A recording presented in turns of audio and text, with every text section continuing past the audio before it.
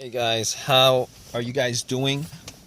Just want to do a little video on an issue that I had on my car a couple days ago. So basically, it was happened like at the end of the day. Pretty much, I was using my car the whole entire day. Went shopping, etc., etc. Went to the Home Depot, parked it there. Went in, grabbed some stuff, came out, got into my car, tried to start it, and did not start. It didn't crank.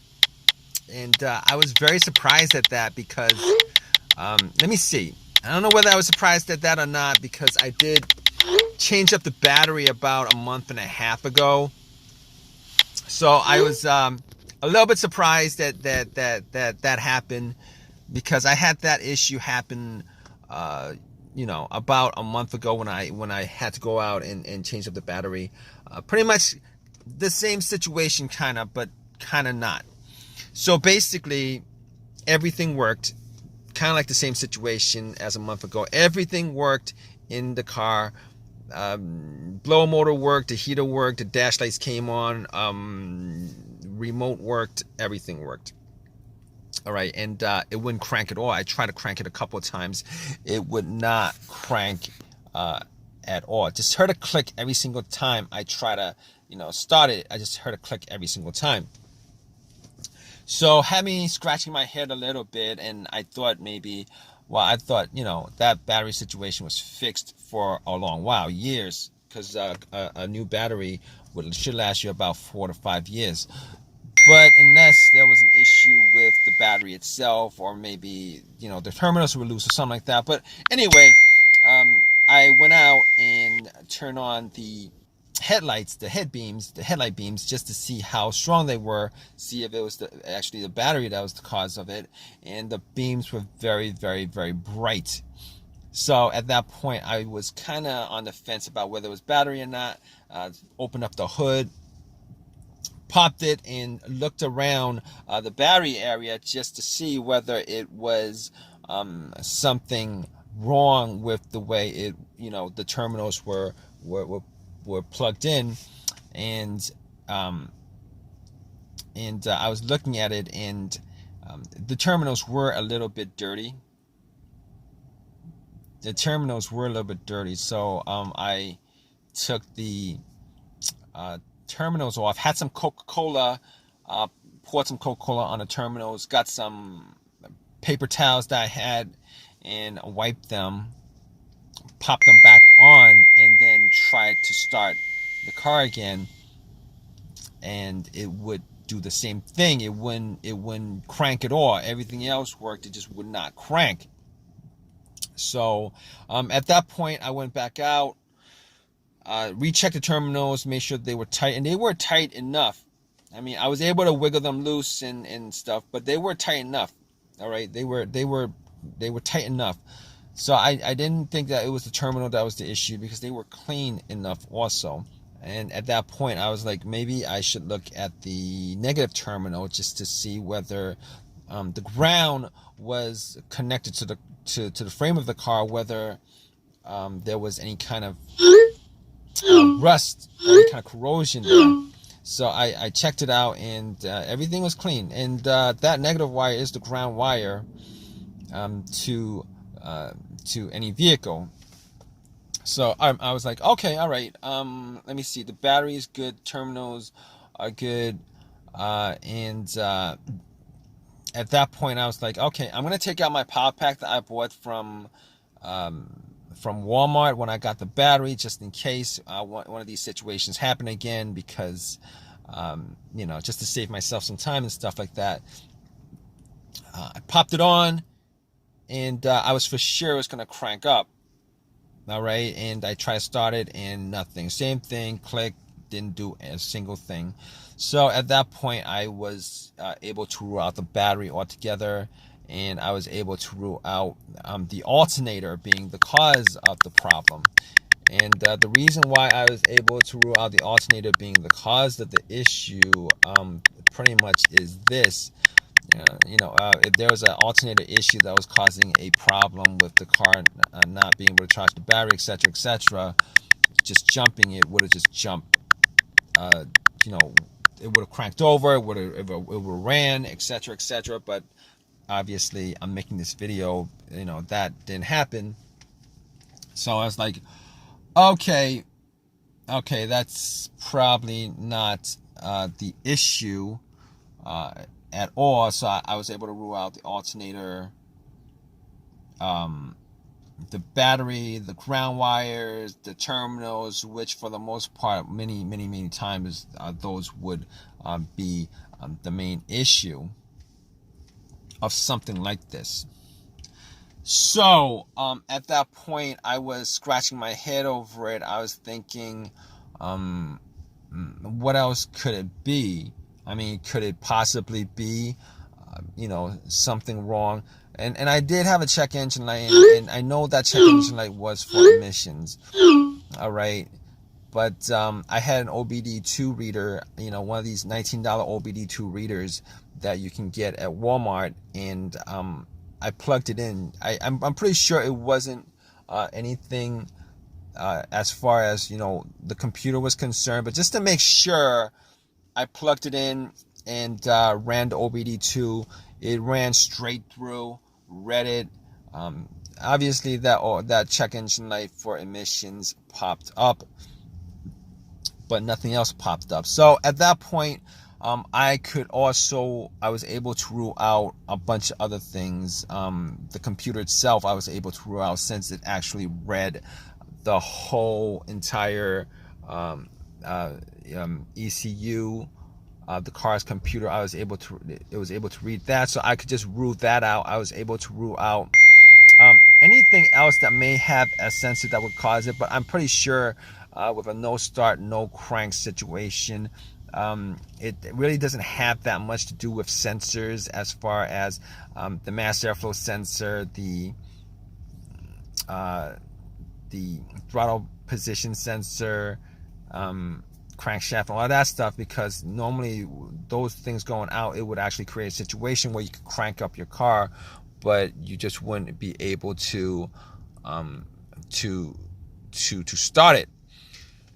So anyway, at that point, I was left with a couple of things. I was left with a couple of things that I could try to figure out whether I could fix it or not. And a couple of those things would be the fuses and the relays. Now, I opened up the fuse box and checked out the fuses, just to make sure that there weren't any kind of brownish tint to any of the fuses, just to give an indication that fuse was blown.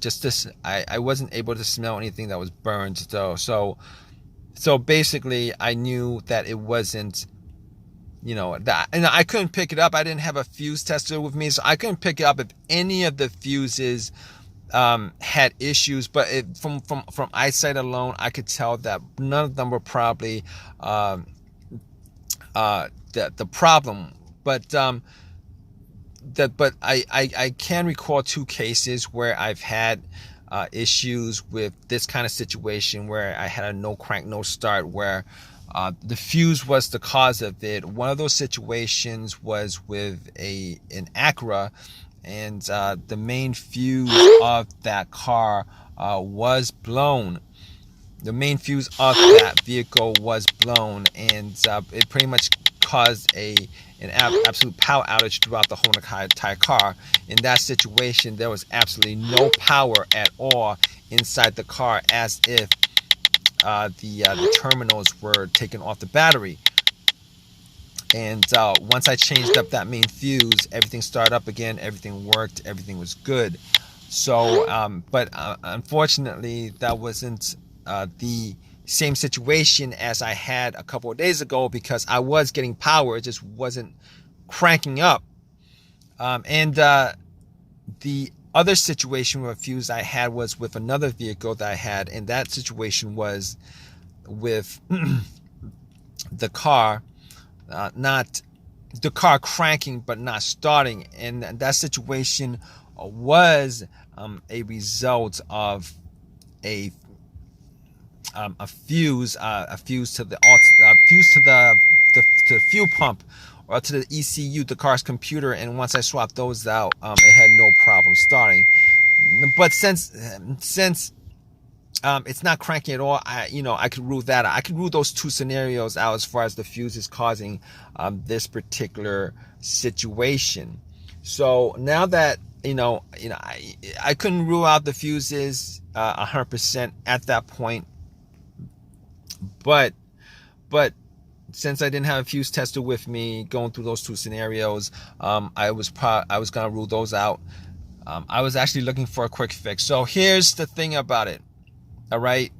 Now after that, there's only a couple of things that I could think of that could cause that situation, generally speaking. All right. The starter or the relays. Now, I didn't think it was the starter because I did change out the starter about a year ago. The starter was changed out a year ago. So, and the starter that I bought was a brand new starter. Now, there are chances that the starters do go out. But in this situation, I was thinking rebuilt starters go out more than new starters. And the starter that I bought was an OEM starter. Okay, so I was like, okay, I was crossing my fingers that it could be the relay that was the issue. All right, that's me crossing my fingers, thinking that was one of the relays, probably a starter relay that was causing the issue. And I went to looked at the relays, checked the relays out. Obviously, if you guys know anything about relays, it's not something that you could probably visually check to see whether something is wrong with it or not. Normally relays make clicking noises and stuff like that, and I was hearing a click, but it could have been the clicks were faint. I was hearing a click. So anyway, I got out and Anyway, I checked out the relays and found out where the starter relay was. What I did was I took it out just to inspect it, just to see whether there's any kind of corrosions on the stems or not, and didn't see too much corrosion on the stems. Now, normally, this situation would entail, as far as me testing it was concerned, was if there was somebody else who could listen to the relay clicking when I'm in the car and stuff like that, I could be able to tell 100%.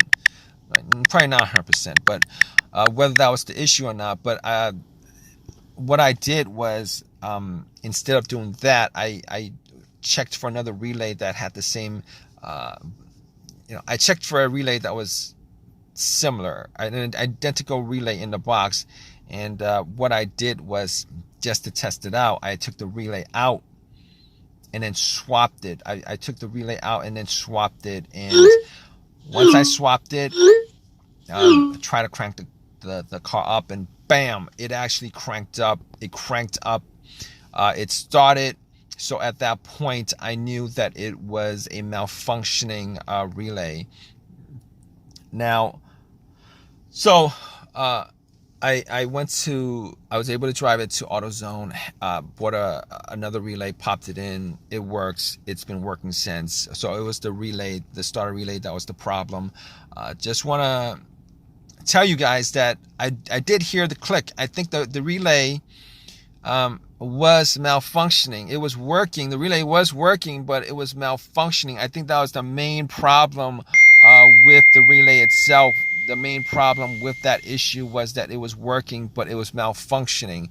Now, I didn't really care enough to do that test, but I did hear the click. And normally when you hear the click, it means that the relay is working, which kind of caught me off guard. But it was working, but I think it was malfunctioning. That's why it wasn't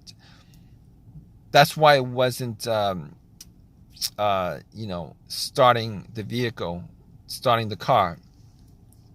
So at that point, if you guys are in this situation, and I'm sure you guys are, if you guys are watching this video, if you guys want a quick fix for it, Hopefully you guys do get one of these quick fixes like I had.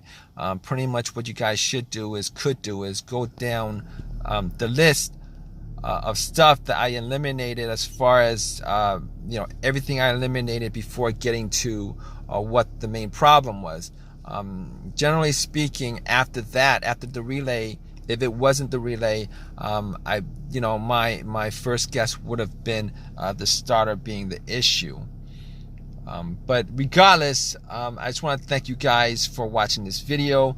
If you guys have a comment, please leave a comment in the comment section. Please subscribe, and please give me a thumbs up if this video has helped you guys out in any way. All right, guys, take care.